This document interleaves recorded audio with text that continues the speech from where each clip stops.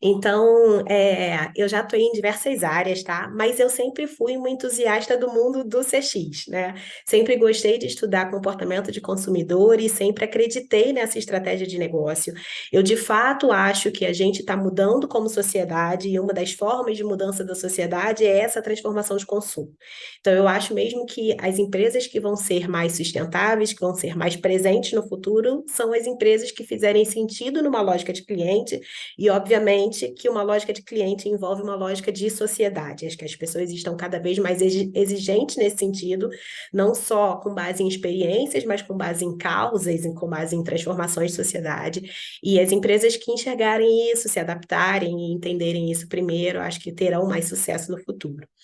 Em termos de formação, eu sou publicitária, minha graduação é em publicidade, eu fiz na UFRJ, comunicação, fiz um mestrado também de administrações na PUC e sempre pesquisei consumidor, tá? Então, principalmente consumidor de classes populares, e ao longo do tempo vim fazendo algumas certificações e tal de experiência do cliente. Deixei aqui do lado os meus contatos, pessoal, então quem quiser me adicionar, quem quiser depois conversar um pouquinho, tirar dúvida do que for dito aqui, pode ficar à vontade. Acho que é sempre bom. Acho que uma das grandes coisas boas do mercado de CX é que as pessoas são de fato unidas, né? Então a gente gosta de trocar experiências, a gente gosta de dividir um conteúdo que esteja lendo e que esteja bacana, um case que está legal, e acho que isso é super positivo. E isso de fato faz uma rede de transformação, né? Então, a ideia aqui é contar um pouquinho de um case da Oi. E para contar um pouquinho de case da Oi, eu vou trazer um pouquinho um case que provavelmente é bem diferente dos cases que são mais famosos, né, na lógica do CX. Então, tipicamente, a gente estuda cases de sucesso em CX de empresas que já nasceram com esse mindset de centralidade de cliente, né, e que usam essa estratégia de promoção de experiência como uma estratégia de diferenciação. Então, eu trouxe aqui alguns exemplos que são bem óbvios, né, de bons exemplos de CX, mas o Nubank transformou toda a lógica bancária, né, trazendo uma diferenciação de serviço pautada em experiência do cliente. O Uber fez a mesma coisa com o serviço de mobilidade, o Airbnb fez uma transformação, mas são tipicamente empresas que são super bem-sucedidas, que fizeram um grande feito mesmo nas suas indústrias, mas que de fato nasceram com esse mindset e que continuam sendo referências para a gente de cases de sucesso, de modelo de negócio, de modelo de operação. Mas no dia a dia, a gente vê uma necessidade também de transformar o restante das empresas, né? Então, tem uma série de empresas tradicionais, de indústrias tipicamente tradicionais, que foram pressionadas por esses players novos, esses novos entrantes com esse mindset de experiência do cliente que precisam se adaptar. Então, eu vivo uma indústria dessa, eu pedi aqui para a Nívia me passar o perfil da turma, e eu sei que alguns de vocês também vivem essa experiência, que é de fato de promover uma transformação numa empresa que não nasceu nesse mindset de centralidade de cliente, né? De que a gente precisa trazer essa cultura, que a gente precisa trazer esse modelo mental, que a gente precisa fazer de fato uma transformação de processos, de governança, de serviços. Então, eu estou falando tipicamente de bancos, de seguradoras, do varejo tradicional e da indústria no qual eu me encaixo hoje em dia, que é a empresa de telecom, né? Então, essas indústrias, elas vêm, de fato, perdendo o mercado com esses entrantes novos, com essas novas empresas, e estão precisando se adaptar. Quando a gente olha para cá, acho que elas ainda concentram boa parte da movimentação financeira mesmo do mundo, elas ainda concentram boa parte dos trabalhadores, dos profissionais, mas elas têm uma necessidade de transformação por conta dessas outras empresas que fizeram diferente, que estão roubando espaço aqui.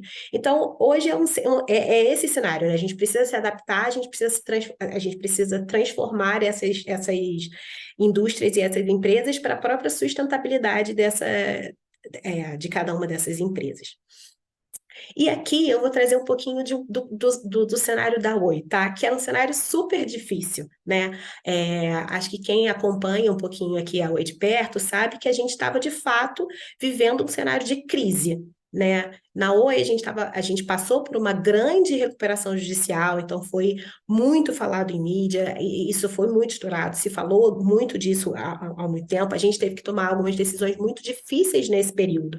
Então, teve, por exemplo, a venda da Móvel, que é um dos grandes pilares de telecom, né? Acho que é o principal, o que as pessoas têm mais interação, o que as pessoas mais conhecem, então teve a venda da Móvel.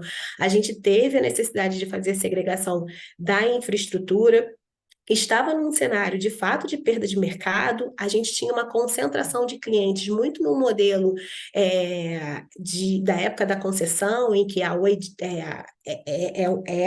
era a maior empresa de telecomunicações no país, mas que tinha uma concentração de receita mesmo, muito na tecnologia do telefone fixo, do cobre, da internet.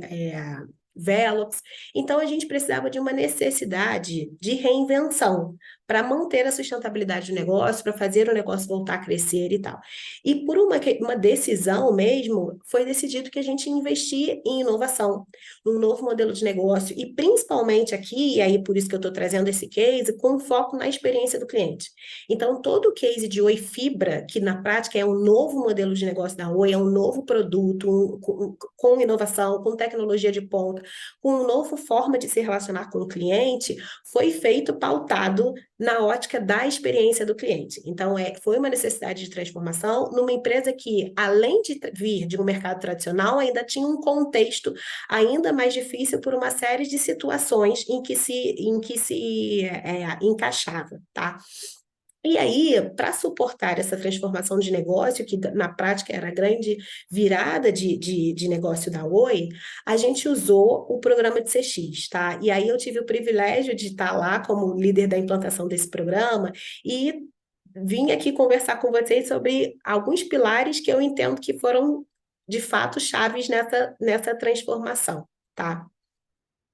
Então, vamos lá. Como é que a gente fez essa implantação de programa de CX? Acho que o primeiro pilar que a gente trouxe foi, de fato, trazer o engajamento das pessoas, tá? E quando eu falo de engajamento, foi de fato como é que a gente vendia isso, porque uma coisa é a estratégia que está na cabeça do CEO, outra coisa é como é que a gente faz essa estratégia que está na cabeça do CEO, dos conselheiros e tal, e enraizar na companhia, porque toda ação conta para uma lógica de experiência do cliente, né? Não adianta a gente ter a melhor oferta, o melhor produto, e toda vez que ele se relaciona num contato ali, que pode ser com um vendedor nosso, com um atendente nosso, com um técnico nosso, seja uma experiência ruim, né? Então, de fato, a gente precisava trazer engajamento para essas pessoas e enraizar essa cultura. E uma das coisas mais importantes que a gente aprendeu ao longo desse processo é que convencer pessoas que já acreditavam nessa estratégia não é o caminho. A gente precisa trazer para jogo quem não está pensando nisso no dia a dia, né? E para isso a gente precisa muito falar a língua desse interlocutor. Então, dependendo de quem seja, você tem que relacionar os indicadores de experiência do cliente com aquele indicador do dia a dia da pessoa. Então, se for um alto executivo que está ali preocupado muito com uma lógica de redução de despesas e aumento de receita, você tem que relacionar os indicadores de experiência do cliente com esses indicadores de receita, despesa, de redução de churn e tal, porque essa é a linguagem que aquela pessoa entende e essa é a forma como aquela pessoa vai valorizar o tema de experiência do cliente. Quando a gente vai para o vendedor, a gente vai precisar relacionar aquele comportamento de cliente, aqueles indicadores de experiência, aquela percepção com um sucesso de vendas. Então, para cada interlocutor, a gente precisa criar uma estratégia mesmo de comunicação que fale a língua dessa pessoa, para que de fato ele entenda a lógica da experiência do cliente. Porque a experiência do cliente, a gente é uma estratégia de negócios. E para ser uma estratégia de negócio, ela precisa trazer resultados de negócios. Quando a gente para num pilar de que ela só é uma ação ou ela só é um cuidado em si, mas que não está relacionado com uma lógica de sustentabilidade de uma empresa, a gente tem muito mais dificuldade de aprovar um projeto, de aprovar um programa, de aprovar uma ação. Então, a gente não tem jeito, gente. A gente está aqui e a gente precisa falar uma linguagem corporativa. E para falar essa linguagem corporativa, a gente precisa ir se adequando aos nossos interlocutores. Então, esse foi um pilar super importante que a gente trouxe para a companhia. de fato, dividindo e segmentando a forma como a gente ia falar com cada pessoa. Outro tema é, obviamente, a gente evidenciar cases na indústria, né? Porque fica mais claro, fica mais tangível para as pessoas. E, dado que isso é uma estratégia de negócio, a gente precisa sensibilizar as pessoas com os incentivos corretos. Então, os indicadores de experiência do cliente, a percepção do cliente precisa fazer parte dos incentivos, inclusive financeiros da companhia. Então, uma das primeiras coisas que a gente fez foi colocar na meta corporativa o NPS, porque a gente precisa sensibilizar as pessoas e que todo mundo passe a acompanhar aquilo como um indicador de fato corporativo.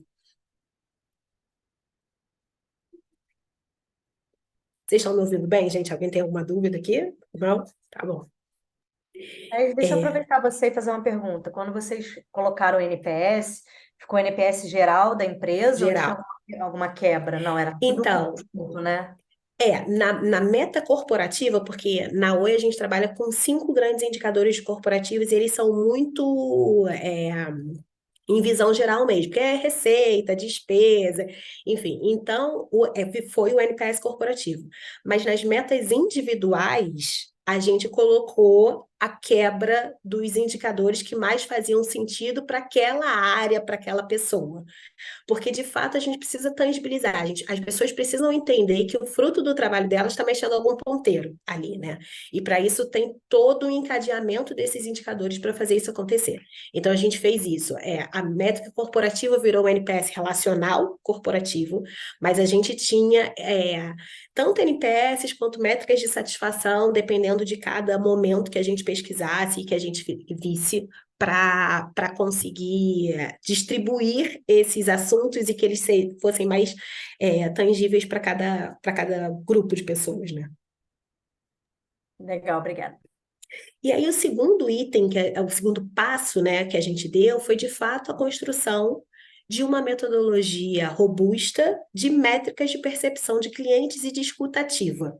E aí eu sempre divido isso em dois, porque de fato uma coisa e eu acho que é super importante a gente entender essas métricas que já têm uma referência de mercado, até para a gente conseguir se comparar com outras indústrias, se comparar com outras empresas. Então, o NPS tem uma métrica estabelecida, o CSAT tem uma métrica estabelecida, o SES tem uma métrica estabelecida, e são super importantes.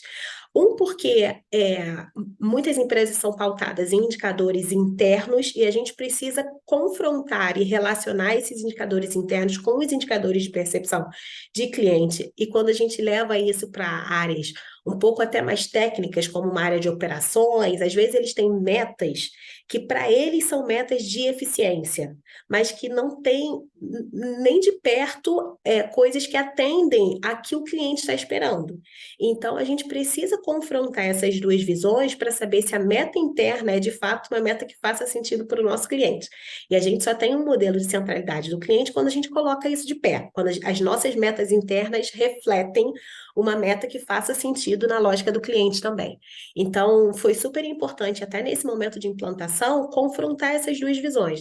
Então, o tempo, no caso da Oi Fibra, né, o tempo que eu tenho de reparo, hoje atende e satisfaz um volume relevante de clientes, ou a gente tem algum tema aqui que para Oi está tudo bem, mas que para o cliente não esteja. Então, ir confrontando essa visão interna de eficiência com a visão externa foi super importante.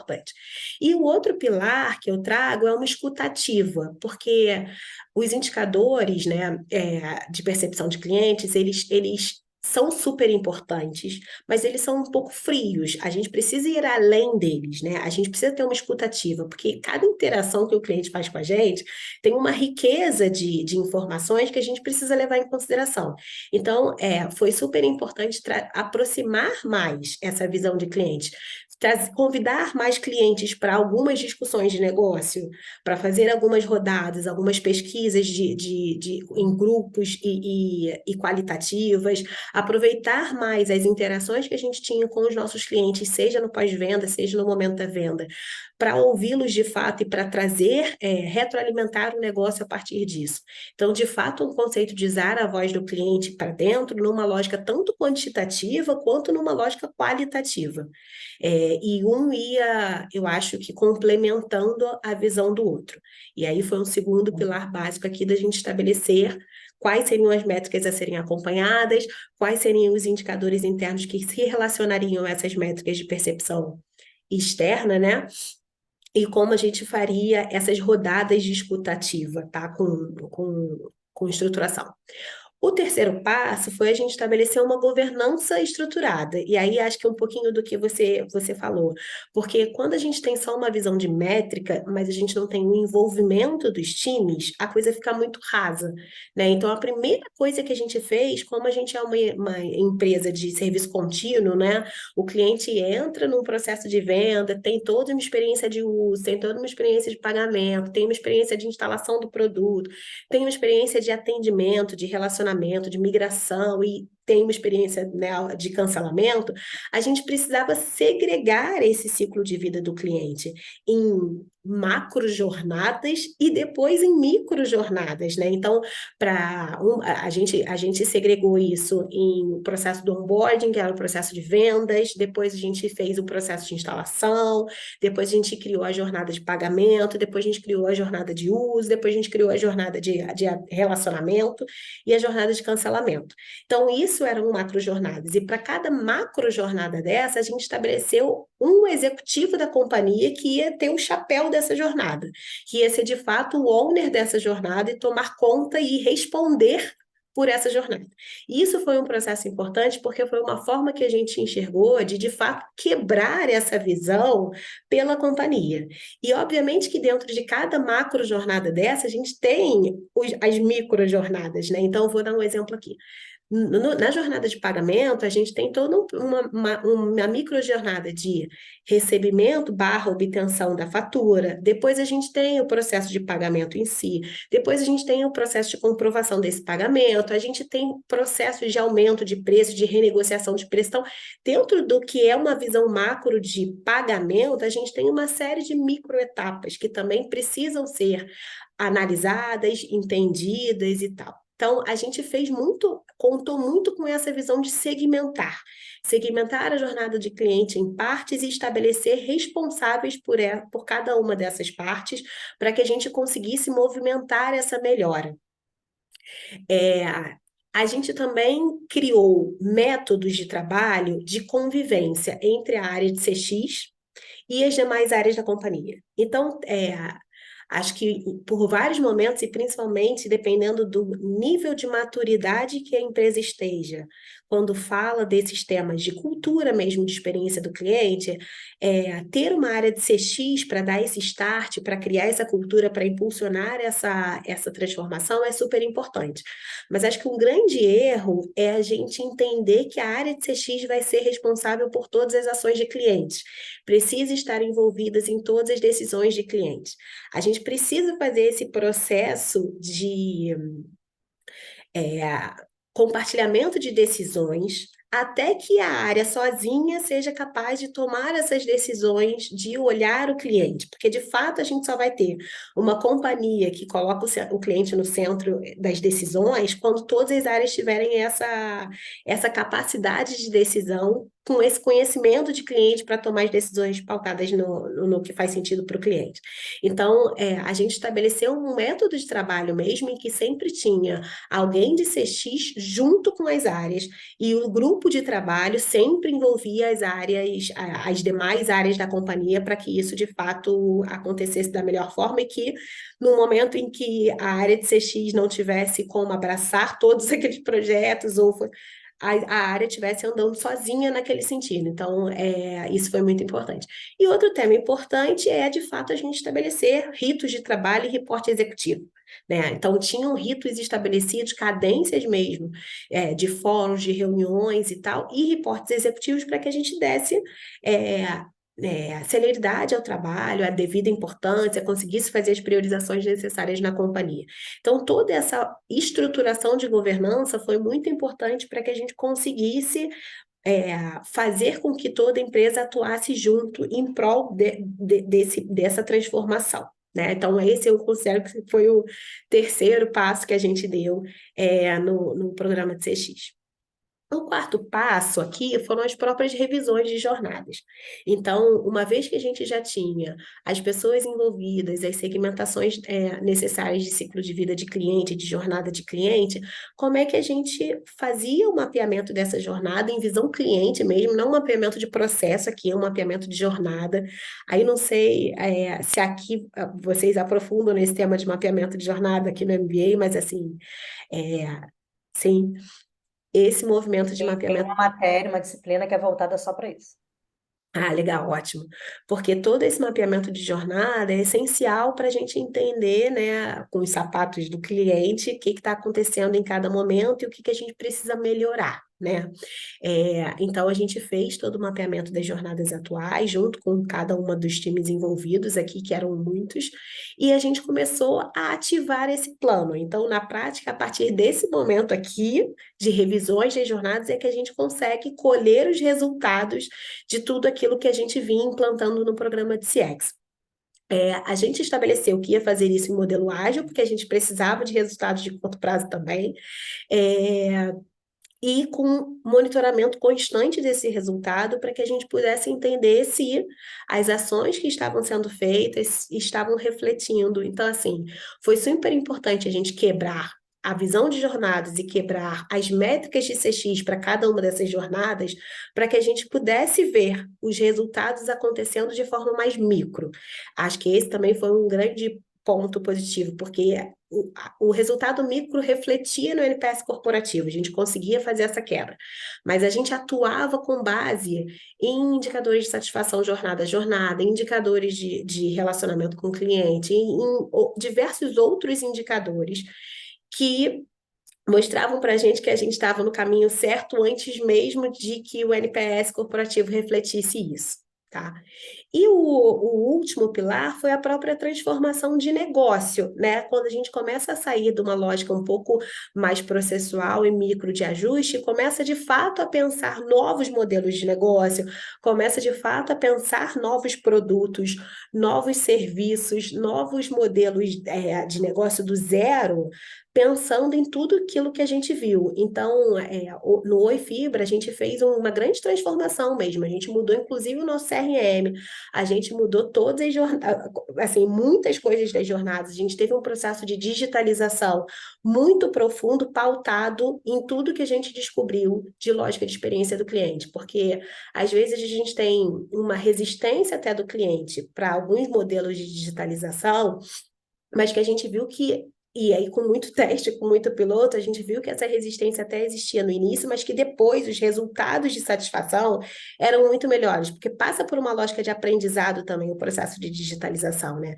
Então, a gente conseguiu fazer uma série de inovações e digitalizações com muito aprendizado que a gente via de diferença de satisfação entre uma jornada mais digital, uma jornada de outra forma, e a gente foi transformando o negócio a partir disso. Então, o que a gente fez aqui de implantação de programa de CX, eu entendo que todos esses pilares juntos, né, foram que definiram uma mudança de cultura e foi o que, assim, o fim da cadeia foi que trouxe uma série de resultados, de fato, para a companhia, tá? Então, eu acredito muito nesses 5 pilares para a implantação de programa de CX, porque de fato foi uma transformação difícil até, porque transformar a cultura não é simples, é sempre no passo a passo, é sempre medindo cada etapa, é sempre fazendo as transformações acontecerem, e com esse modelo de governança, a gente conseguiu sensibilizar áreas da companhia que tipicamente não são as áreas que estão mais centradas no movimento de cliente, assim, tipicamente a gente tem as áreas de relacionamento, às vezes a área de marketing, às vezes a área de vendas, mas o financeiro, a área de TI, são muito mais distantes, e aqui não, quando a gente conseguiu segmentar, né, esse ciclo de vida de cliente em macro jornadas e essas macro jornadas em micro etapas, a gente conseguiu de fato fazer a sensibilização da empresa e implantar uma série de ações que faziam mais sentido para o cliente. Então, a gente teve aqui mudanças no nosso modelo de entrega de faturas, que virou 100% digital. A gente teve mudanças no processo de oferta, porque a gente tinha uma série de temas mesmo, de pós-venda, que se complicavam por conta do processo de entrada, que não era tão simples, coisas que... E aí, estudando muito o nosso perfil de clientes, né? A gente reflete muito a população brasileira, com bastante clientes de classe C e D. Então, a gente precisou mesmo simplificar toda a estrutura de ofertas para que isso não fosse uma fricção depois do pós-venda, né? Para que a gente garantisse que tudo isso aconteceria. A gente implantou uma série de informações aqui, de confirmações, de detalhamentos dessas informações de venda, para que a gente tivesse mais controle, mais gestão até, e mais transparência com o cliente nesse processo. E tudo isso foi transformando os resultados da companhia. Então, eu trouxe aqui alguns resultados que a gente colheu com essa transformação do CX. Obviamente que acho até que eu peguei uma fala sua, Rafa, falando que o pilar de programa de CX, a experiência do cliente é um dos pilares de uma transformação de negócio. Não adianta também a gente só pautar nisso e ter um produto ruim, não vender numa praça certa. Enfim, acho que a ideia não é essa, é um dos pilares para isso, mas que foi um pilar de sustentação para essa transformação de negócio. Então, a gente tinha aqui, alguns resultados, né, dividindo. Teve um crescimento de base muito expressivo na companhia, então a gente saiu de uma base de 2 milhões de clientes para cresceu 77% dessa base, foi para 4 milhões e 200, são dados públicos, então alguns dados aqui eu trouxe porque são públicos, alguns dados eu trouxe só as variações porque não são dados públicos. A gente fez esse crescimento de base, crescendo o market share, porque um grande ponto é, tá, mas o mercado todo cresceu. Não, o mercado todo cresceu, mas a gente cresceu mais do que o mercado. Então, quando a gente olha aqui as grandes operadoras, a gente ganhou 11 pontos percentuais de market share com essas transformações que foram feitas. Quando a gente olha a NPS de telecom é sempre, quando a gente compara as indústrias, ele sempre fica ali com um NPS mais baixo do que o NPS das outras indústrias. Até porque, como a gente é uma empresa que tem um serviço que é, eu digo que é um serviço meio, né? Porque quando você tem, por exemplo, um serviço de internet, ele te permite que você faça uma aula remota, ele te permite que você faça uma reunião, ele te permite que você faça uma entrevista de emprego, que você veja um filme, que você estude, enfim, uma série de coisas. Só que quando você tem algum problema com esse serviço, é uma dor muito grande, porque você perde uma coisa que tipicamente é muito importante para você. E quando você tem uma boa experiência desse serviço, você associa aquilo que você conseguiu. Então, eu tive uma boa experiência, eu tive uma boa aula, assisti um bom filme, eu consumi um bom conteúdo. Então, a gente tem aqui uma necessidade de entender como funciona isso e como o atrito nessa indústria é um tema muito importante e reduzir, né? Reduzir tanto o atrito quanto o tempo desse atrito. E a gente conseguiu melhorar 21% o nosso NPS, e a gente, em pesquisa aqui até da Anatel, né? Porque aí é dado externo, a Oi foi a empresa que teve os clientes mais satisfeitos de fibra entre as grandes operadoras, então é dado externo, a gente viu isso acontecendo por uma transformação de negócio. E, obviamente, aí é o que eu falo de redução direta de negócio, quando a gente compara indicadores de negócio, receita, despesa, churn, eu trouxe aqui o exemplo do churn, a gente tem muitos resultados que são muito similares. A gente cresce 21% NPS, a gente reduz 23% o nosso churn. Então, são indicadores diretos de negócios que são refletidos nesse modelo de melhor satisfação de clientes, tá? E aí eu trouxe aqui um vídeo de como foi, que reflete um pouquinho esse momento que a gente está de transformação, de como foi esse ponto. Deixa eu ver se ele carrega aqui. Eu não sei, eu vou botar e vocês me digam se vocês estão ouvindo, porque eu estou acostumada com o Teams e com o Zoom menos. Deixa eu ver se ele vai funcionar bem.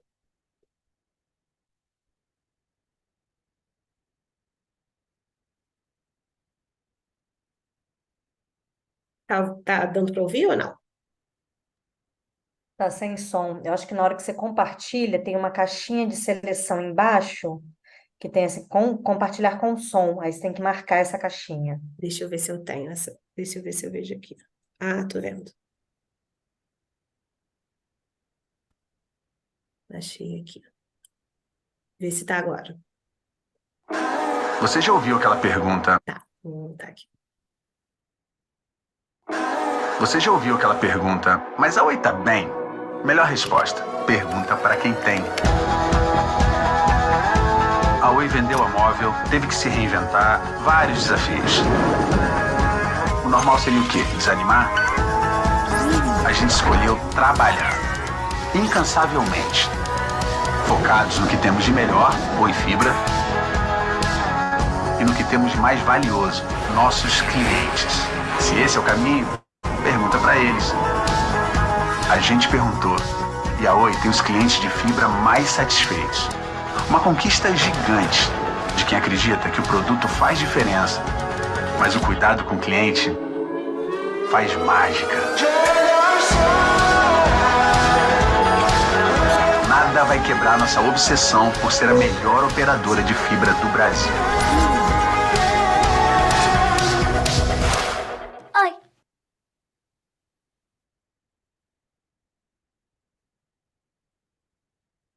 É isso, pessoal. Acho que a ideia agora é ouvir um pouquinho das dúvidas que vocês possam ter.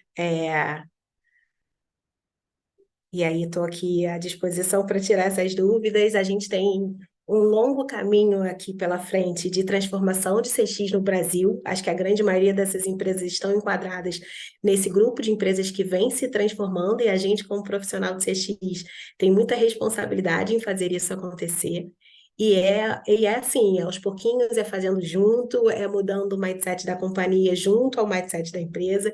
E aí, respondendo um pouquinho para a Rafa, dessa transformação recente, eu fiz essa implantação de programa de CX, né? E aí a gente vinha muito conversando como isso, esse mindset de CX, essa mentalidade de centralidade do cliente, deveria se aproximar do negócio, da transformação de negócio. E aí, recentemente, quando a empresa passou por uma reestruturação, né, me fizeram esse convite, se fazia sentido eu estar como head, né, desse time de produtos, que ia de fato transformar os nossos produtos, os nossos serviços e vir com o novo, porque eles precisavam de alguém com essa mentalidade CX, e aí o desafio é esse, é agora a gente ir para o quinto pilar e transformar o negócio cada vez mais, os nossos produtos, os nossos serviços com essa mentalidade de cliente no centro. Muito legal, Thaís. Super parabéns aí. A gente às vezes olha alguns slides e não imagina o que tem por trás ali, né? Mas foi uma... Você foi falando, e eu fui assim, desenhando na mente, sabe? Falando, nossa, que complexo, que É. trabalho lindo e que legal ver esse resultado. Eu vou abrir para a turma que o pessoal deve estar querendo aí aproveitar você. Obrigada. Eu queria fazer um comentário. Eu gostei demais da apresentação da Thais. Achei que essa parte da dinâmica que ela utilizou para colocar os pilares e segmentar engajamento de pessoas, essas revisões de jornadas, eu achei que ficou muito claro para nós, ajudou bastante a entender lá os processos. São pontos assim extremamente importantes aí, como inclusive ela colocou como primeiro aí engajamento de pessoas, né? Das pessoas, porque não resolve se as pessoas não estiverem engajadas. Então é um trabalho em time, não adianta só um tentar fazer, ele não consegue, não tem força para. Então acho que achei bem legal. E também as revisões de jornadas que impacta aí em novas oportunidades de mudanças, né, nas oportunidades de processos, né, de estrutura, a gente tentar achar os melhores caminhos, né, em cima de várias iniciativas aí para a gente poder. Achei bem bacana, gostei, parabéns, Thaís, Ah, muito bom. legal, obrigada. Acho que o grande ponto para tudo, tá, Alex? Assim, mesmo nas revisões de jornada, eu acho que assim, o time normalmente quem estuda CX entende os métodos de fazer a revisão de jornada, os mapeamentos e as revisões, mas eu acho super importante fazer isso junto com cada time da área, para que de fato seja um trabalho conjunto, né?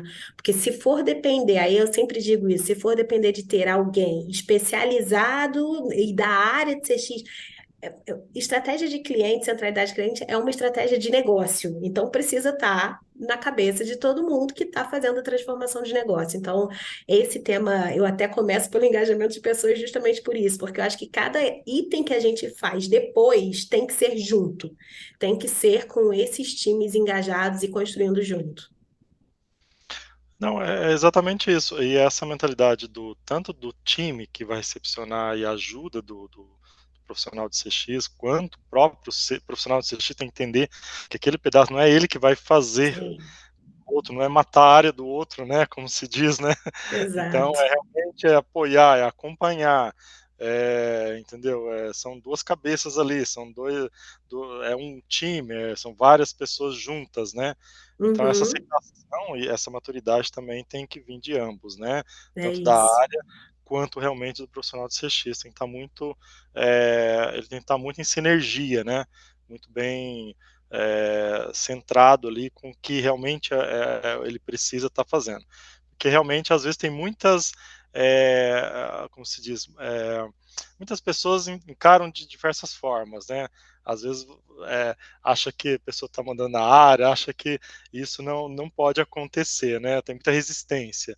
Então Sim. acho que isso é bem importante. E aí quando a área percebe que ela está tendo uma apoiadora ali, e que está sendo beneficiada, porque o trabalho dela está sendo visto para a empresa toda, aí a coisa esse Se bloqueio se transforma, quebra, né? eu É acho bem isso. legal isso. Então, excelente. Obrigado pela oportunidade aí. É. Thaís, primeiro, obrigada por compartilhar esse seu conhecimento, foi muito bacana. Eu queria tirar uma dúvida em relação às jornadas. Você falou que tem Claro. responsáveis para as macro jornadas, certo? Uhum, A gente sabe uhum. que tem micro jornadas dentro delas. Essa pessoa responsável pelas macro jornadas ficava meio que fazendo a gestão, a cobrança até muitas vezes das micro jornadas. Como é que funcionava esse gerenciamento? Sim, a gente estabeleceu que para cada macrojornada teria um executivo sênior da companhia, então era um diretor da companhia, no caso da UI, que ia ser responsável pela transformação dessas macrojornadas. E aí, obviamente, que ele era um líder disso, né? E tinha um grupo de trabalho que às vezes se segmentava em microjornadas, às vezes uma microjornada começa a se entrelaçar com a outra, mas na prática a gente estabeleceu que para cada macro jornada a gente tinha alguns indicadores de acompanhamento que se misturavam tanto indicadores de percepção de cliente quanto indicadores internos que a gente viu que eram importantes para a percepção do cliente e a gente ia monitorando mesmo de forma cadenciada. Então, esse responsável por essa macro jornada, ele deveria entregar um plano de ação que depois se refletisse nos resultados com base nesses indicadores que foram pré-determinados para cada macrojornada. Então, é um modelo de responsabilização mesmo, mas que, ao nosso ver, gerou o engajamento necessário. Entendi, obrigada. Nada. Era matricial, Thaís? A pessoa tinha as suas obrigações e tinha esse como se fosse um.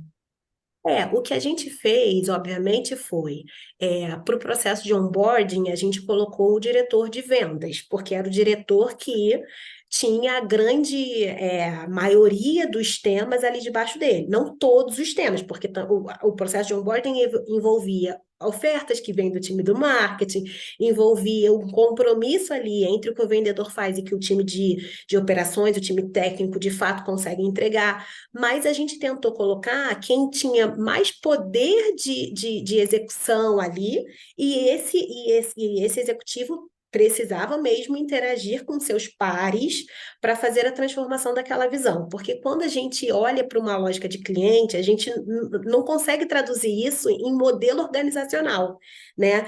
No modelo organizacional, a gente consegue segmentar em partes que o cliente não quer saber se é de um ou se é de outro. Ele quer que o modelo funcione, ele quer que aquilo. Então, a gente, de fato, teve que desmistificar, né? Romper mesmo com esse modelo organizacional e fazer mais matricial para que a gente conseguisse fazer isso. Só que, obviamente, que para não gerar um cenário até de falta de conhecimento mesmo, a gente tentou encaixar os responsáveis com quem tinha mais interação naquele processo. Então, por exemplo, o responsável por uso era o diretor de engenharia e operações, porque no caso da Oi Fibra, muito do uso está relacionado à qualidade do serviço. Então, e aí criaram-se uma série de iniciativas que estavam um pouco mais distantes de um modelo de incentivo que fosse pautado em eficiência de empresa. E aí a gente começou a ver os dois lados, por exemplo, no modelo a gente começou a fazer ações de proactive care. Então, antes que o cliente percebesse uma falha, a gente já fazia visitas, fazia interceptações para que aquilo não deixasse o cliente ter uma situação de atrito. E isso em indicador interno a gente não perceberia, porque é muito uma lógica de eficiência. Então, tem muito essa lógica de trazer a percepção do cliente para complementar. E o líder desse modelo de uso, por exemplo, era o diretor de operações de engenharia.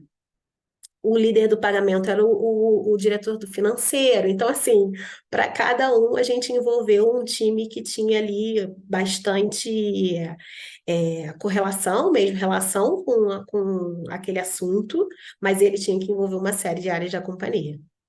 Faz muito sentido, muito legal. E é legal também eu fiquei pensando aqui, né?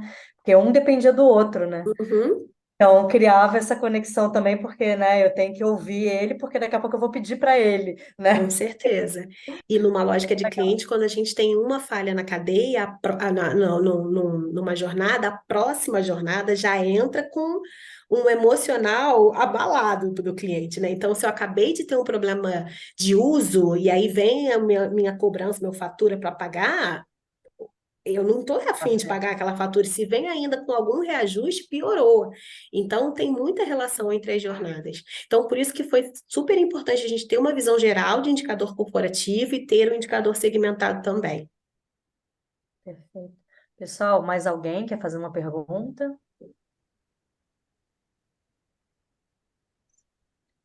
Não? Então, vou agradecer bastante a Thaís. Muito legal, assim, várias coisas que você trouxe aqui também conecta com o que a gente estava trazendo aqui, discutindo, inclusive em cultura, né? Essa disciplina aqui é a disciplina de cultura, né? E muitas das coisas que você falou ali, comunicação, indicadores, liderança, né? Conecta com o que a gente está vendo aqui também. Então, muito obrigada aí e Legal, parabéns de gente. novo pelo excelente trabalho. Obrigada, foi um prazer, gente.